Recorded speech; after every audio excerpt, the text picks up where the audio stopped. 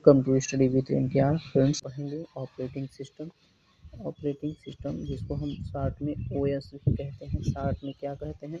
Short में हम OS भी कहते हैं। तो चलिए सेशन को स्टार्ट किया जाए, और यदि आप चैनल पर नए हैं तो प्लीज़ सब्सक्राइब कर लीजिए।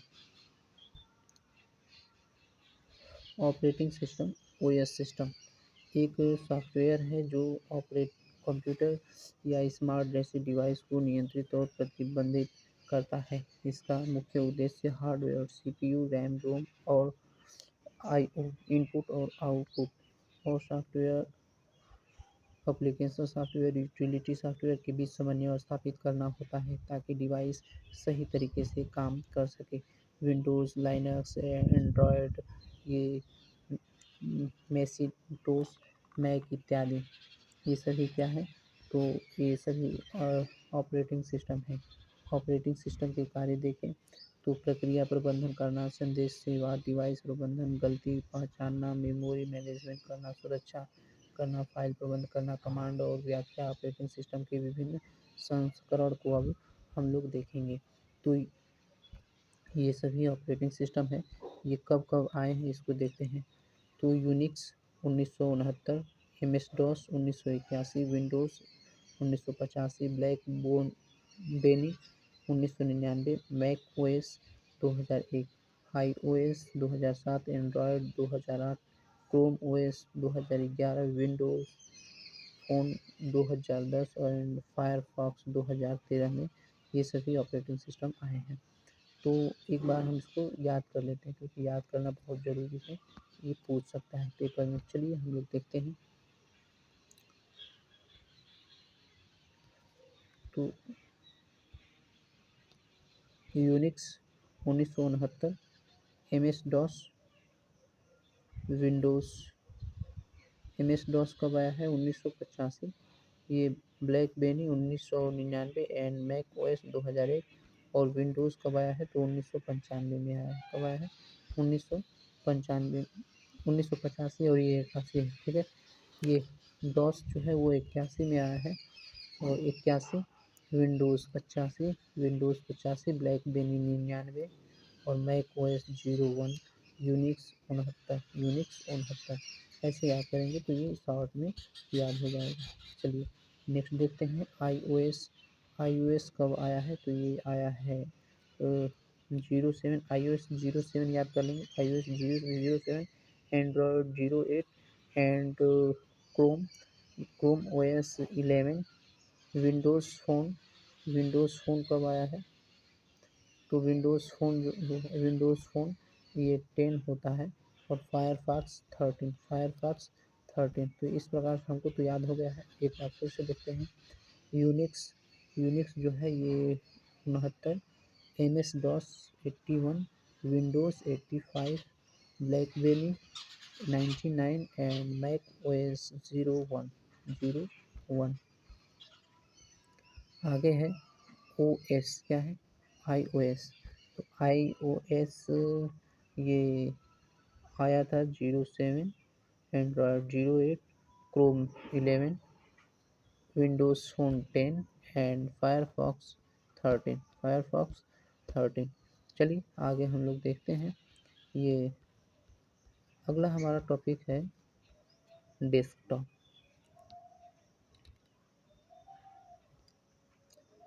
अब डेस्कटॉप क्या होता है? तो डेस्कटॉप विंडोज़ यह सबसे पहले स्क्रीन होती है। क्या होती है? विंडोज़ जो है ये सबसे पहली स्क्रीन होती है। Start menu, start button task bar के बाईं ओर लगा होता है। यह गोल अथवा आयताकार बटन होता है जिस पर माइक्रोसॉफ्ट लोगो लगा होता है। जब आप बटन पर माउस की सहायता से कर्सर रखते हैं तो इस बटन का नाम स्टार्ट लिखा हुआ दिखाई देता है, और उस पर क्लिक करने पर स्टार्ट मेन्यू खुल जाता है। Task bar.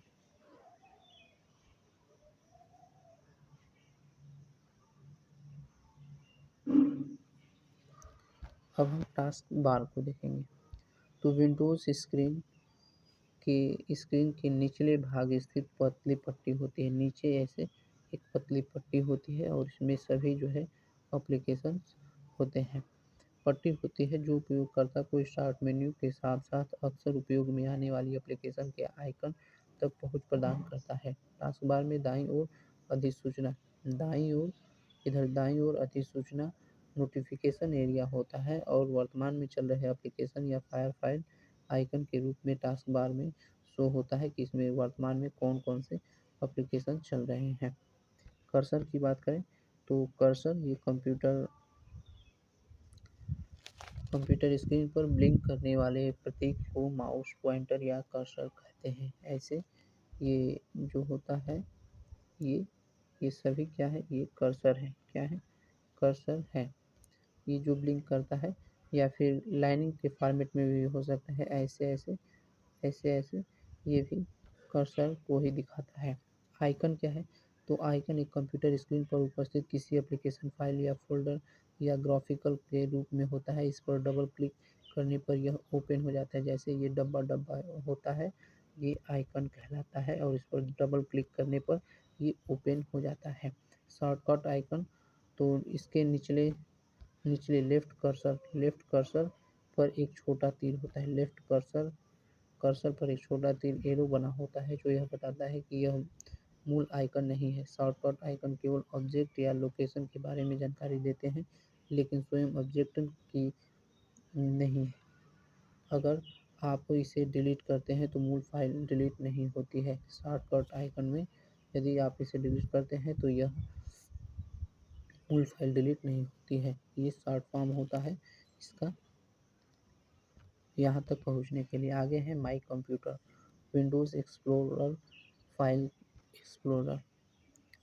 तो यह एक कंप्यूटर यूज़र को फाइल सिस्टम तक पहुँचने के लिए GUI ग्राफिकल यूज़र इंटरफेस की सुविधा प्रदान करता है। सर्च क्या है? किसी विशिष्ट जानकारी, फाइल, डॉक्यूमेंट या डेटा को ढूंढने के लिए F3 कंट्रोल F का यूज़ किया जाता है। तो सर्च करने के लिए किसका यूज़ किया जाता है? F3 का यूज़ किया जाता है या फिर कंट्रोल प्लस F का यूज़ किया जाता है। F3 और कंट्रोल प्लस F का यूज़ करते हैं। व्यूज़ क्या है? तो फाइल या फ़ोल्डर के आकार के व्यू को बदलने के लिए व्यू को बदलने के लिए किया जाता है। फ़ोल्डर क्या है? तो फ़ोल्डर के अंदर हम अपनी फाइल्स फ़ोल्डर को स्टोर करके रखते हैं, इसे डायरेक्टरी भी कहते हैं। फ़ोल्डर को और क्या कहते हैं? फ़ोल्डर को डायरेक्टरी भी कहा जाता है। और फ़ोल्डर के अंदर फ़ोल्डर के नोटेड फ़ोल्डर, सब फ़ोल्डर कहते हैं। फ़ोल्डर के अंदर फ़ोल्डर रखने को नेस्टेड या सब फ़ोल्डर कहते हैं। आगे है to create new folder shortcut keys. यदि आपको नई जो है फ़ोल्डर क्रिएट करना है तो इसके लिए कंट्रोल शिफ्ट प्लस एन का यूज़ करते हैं और राइट क्लिक ऑन स्क्रीन, या फिर दूसरा तरीका है कि हम माउस से राइट क्लिक करते हैं स्क्रीन पर और न्यू पर जाकर के एक फ़ोल्डर बना लेते हैं। तो अभी तक हम लोगों ने 3-4 शॉर्टकट कीज़ पढ़ी है कि F3 का यूज़ हम लोग सर्च के लिए करते हैं, कंट्रोल प्लस F का यूज़ सर्च के लिए करते हैं और यहाँ पर control plus shift plus M का यूज़ हम फ़ोल्डर के लिए करते हैं या फिर राइट क्लिक करके न्यू पर क्लिक करके हम फ़ोल्डर बना लेते हैं। अब सॉर्ट बाय को देखेंगे तो फाइल या फ़ोल्डर को नाम, डेट, प्रकार, आकार आदि के आधार पर आरोही या अवरोही क्रम में अरेंज करने के लिए सॉर्ट बाय का यूज़ किया जाता है। रिसाइकल बिन क्या होता है? जब हम किसी फाइल या फ़ोल्डर को डिलीट कर देते हैं तो वह रिसाइकल बिन में चला जाता है। यह रिसाइकल बिन हम उन फाइल्स को वापस रिस्टोर करके उसी स्थान पर पहुंचा सकते हैं, परंतु रिसाइकल बिन से भी डिलीट कर दिया जाए तो ये रीस्टोर नहीं किया जा सकता है। कंट्रोल डी क्या है? तो कंट्रोल डी यह फाइल या फ़ोल्डर को डायरेक्ट रिसाइकल बिन में भेजने के लिए किया जाता है। कंट्रोल डी ये शॉर्टकट कीज़ परमानेंट डिलीट के लिए ये शिफ्ट प्लस डी का यूज़ करते हैं। यदि कंट्रोल डी से डिलीट होगा तो ये रिसाइकल बिन में जाएगा, लेकिन परमानेंट डिलीट करने के लिए हम शिफ्ट प्लस डिलीट बटन का यूज़ करते हैं। तो ये परमानेंट डिलीट हो जाता है। आगे देखिए तो रीस्टोर क्या है। रीस्टोर क्या होता है, तो रिसाइकल बिन से वापस किसी फाइल को उसके मूल स्थान पर पहुंचाने के लिए हम रीस्टोर का यूज़ करते हैं। बूटिंग क्या है। बूटिंग तो बूटिंग मूल रूप से कंप्यूटर को शुरू करने की प्रक्रिया है। जब सीपीयू को ऑन किया जाता है तो ऑपरेटिंग सिस्टम मुख्य मेमोरी में लोड हो जाता है और फिर कंप्यूटर उपयोगकर्ता से कमांड लेने के लिए तैयार हो जाता है। तो जब सीपीयू को ऑन किया जाता है तो ऑपरेटिंग सिस्टम मुख्य मेमोरी लोड हो जाता है और फिर उपयोगकर्ता कमांड लेने के लिए तैयार हो जाता है। और वही प्रक्रिया जब तैयार हो रहा होता है उसी प्रोसेस को उसी को हम बूटिंग कहते हैं। और उस समय ऐसे गोल गोल गोल गोल गोल गोल चक्कर जो है घूमता रहता है कोई भी ऑपरेशन होने के लिए। तो बूट लोडर होता है बूट डिवाइस, और इसके बाद में बूट स्क्वायर होता है। ठीक है। आगे देखें बूट के प्रकार, तो टाइप्स ऑफ बूट। तो टाइप्स ऑफ बूट में ये दो प्रकार के बूटिंग होते हैं। फर्स्ट है कोल्ड बूटिंग एंड हॉट और वार्म बूटिंग। हॉट और warm booting and cold booting. जब कंप्यूटर पहली बार ऑन होता है तो इसे शट डाउन की स्थिति से ऑन होता है, जिसको हम कोल्ड बूटिंग कहते हैं, लेकिन इसे सॉफ्ट बूटिंग भी कहा जाता है। हॉट बूटिंग को सॉफ्ट बूटिंग भी कहते हैं। जब कभी कभी सिस्टम हैंग हो जाता है तो इंस्टॉलेशन के बाद किसी सॉफ्टवेयर को कॉन्फ़िगर करने हेतु होने कंप्यूटर चालू होने पर इसे दोबारा रीस्टार्ट करने की आवश्यकता होती है। और रीस्टार्ट को हम हॉट बूटिंग या वार्म बूटिंग या सॉफ्ट बूटिंग कहते हैं। आगे है कर्नल। कर्नल क्या है। तो कंप्यूटर में कर्नल ऑपरेटिंग सिस्टम ओएस का सबसे मुख्य और केंद्रीय भाग होता है। इसे ऑपरेटिंग सिस्टम का दिल कहते हैं। क्या कहते हैं, तो ऑपरेटिंग सिस्टम का दिल दिल जो है वो है कर्नल, और कंप्यूटर का दिमाग जो है सीपीयू है। तो चलिए दिल या मस्तिष्क भी कहते हैं किसका, तो ऑपरेटिंग सिस्टम का मस्तिष्क कहते हैं इसे, या फिर हार्ट दिल भी कहते हैं। जब आप अपना कंप्यूटर चालू करते हैं तो कर्नल ही वह पहला प्रोग्राम होता है जो मेमोरी रैम में लोड होता है और कंप्यूटर बंद होने तक वहीं रहता है।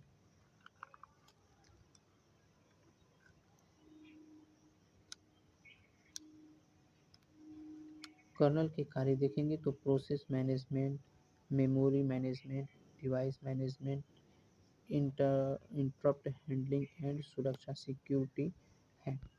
शेड्यूलिंग देखेंगे। Scheduling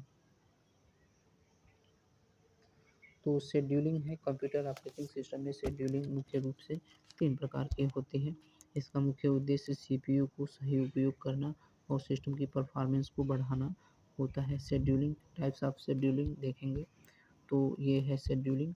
long term schedule, short term schedule. Long term के लिए अन्य नाम है job scheduler and short time scheduler का नाम है सीपीयू शेड्यूलर। कार्य क्या है, तो यह तय करता है कि कौन सा प्रोग्राम जॉब पूल से रेडी क्यू रैम में जाएंगे, और स्थान लोकेशन क्या है, तो डिस्क से रैम तक ये जाते हैं।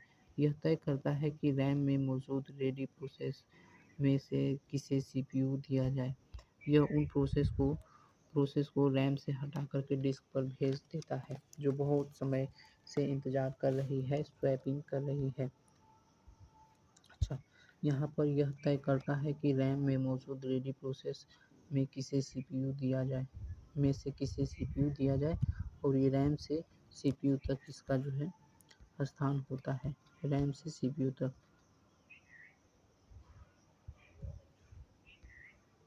और मीडियम टर्म सॉफ्टवेयर क्या है, शेड्यूलर क्या है, तो ये स्वैपर है, और यह उन प्रोसेस को रैम से हटा करके डिस्क में पर भेज देता है जो बहुत समय से इंतज़ार कर रही है, स्वैपिंग। तो ये रैम से डिस्क तक। तो डिस्क से रैम तक के लिए जॉब शेड्यूलर या फिर लॉन्ग टाइम टर्म शेड्यूलर का यूज़ होता है। और यदि रैम से डिस्क तक ये स्वैपर या फिर मीडियम टर्म शेड्यूलर का यूज़ होता है। रैम से सीपीयू के लिए ये शॉर्ट टर्म शेड्यूलर या फिर सीपीयू शेड्यूलर का यूज़ किया जाता है या फिर होता है। देखें तो सीपीयू शेड्यूलिंग एल्गोरिदम क्या है, तो F C F S first came first serve, जो पहले आएगा उसे पहले सीपीयू मिलेगा, ये है सीपीयू शेड्यूलिंग एल्गोरिदम। इसके बाद है एसजेएफ शॉर्टेस्ट जॉब फर्स्ट, जिसका काम सबसे छोटा होगा उसे पहले मौका मिलेगा। And round robin RR, her process को एक निश्चित समय टाइम क्वांटम के लिए सीपीयू दिया जाता है। प्रायोरिटी शेड्यूलिंग क्या है, जिस प्रोसेस में प्रायोरिटी ज़्यादा होगी वह पहले चलेगा। तो ये 4 प्रकार के शेड्यूलिंग होते हैं। फर्स्ट है FCFS first first come and first serve, SJF shortest job first and round robin, ये सबको डिस्ट्रीब्यूट कर दिया जाएगा टाइम प्रत्येक के लिए सीपीयू द्वारा। एंड प्रायोरिटी शेड्यूलिंग, जिस प्रोसेस की प्रायोरिटी ज़्यादा होगी उसे वह पहले चलेगा। आगे है एक्सटेंशन नेम है, और एक्सटेंशन नेम बहुत इंपॉर्टेंट है, सभी फाइल एक्सटेंशन से प्रदर्शित की जाती है। इसका प्रयोग फाइल के प्रकार पहचान करने के लिए किया जाता है। तो जेपीईजी को .jpg या फिर .jpeg के द्वारा सेव किया जाता है। जेपीईजी का फुल फॉर्म होता है joint photographic expert group. And PNG का फुल इसे सेव किया जाता है तो .png द्वारा। एक्सटेंशन नेम .png है और ये है portable network graphics. GIF .gif होता है और ये ग्राफिक्स इंटरचेंज फॉर्मेट होता है। MP3 ये MPEG या फिर ऑडियो लेयर 3 है। MP4 ये MPEG 4 एंड पार्ट 14 है। AV है और ऑडियो वीडियो इंटरलीव है। WMV द्वारा ये विंडोज मीडिया वीडियो है। आगे है PDF portable document format. And DOCX के द्वारा Microsoft word document. And doc Microsoft word document, ये ओल्डर फॉर्मेट है। आगे है XLSX, ये इसका भी एक्सटेंशन यही होता है .xlsx, Microsoft Excel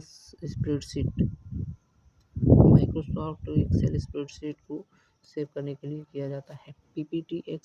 PPTX Microsoft power point presentation को सेव करने के लिए। एंड जिप के द्वारा जिप आर्काइव है। .RAR ये रोशल आर्काइव। .exe एंड एक्सटेबल फाइल को सेव करने के लिए किया जाता है। एक्सटेंशन नेम है .msi, ये माइक्रोसॉफ्ट सॉफ्ट इंस्टॉलर पैकेज है। .apk Android application package. And Java source code. And .c source code. .txt plain text file. And .html hypertext markup language. And .xml ये एक्सटेंबल मार्कअप लैंग्वेज है। तो इस प्रकार से ये सेशन को यहीं पर अब समाप्त करते हैं। आगे पढ़ेंगे माइक्रोसॉफ्ट MS ऑफिस। तो MS ऑफिस पढ़ेंगे अगले सेशन में। प्लीज़ हमारे इस चैनल को सब्सक्राइब कीजिए। Thanks for watching.